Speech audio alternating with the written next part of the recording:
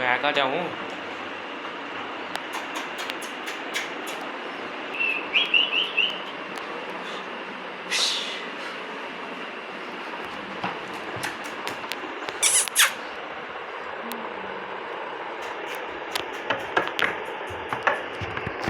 बिना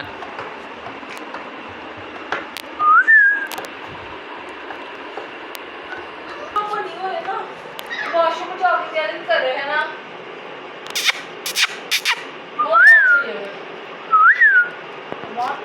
हाँ बस वॉशरूम का रूम बनी हुई है ना बाथरूम की वॉशरूम में तो ले जाओ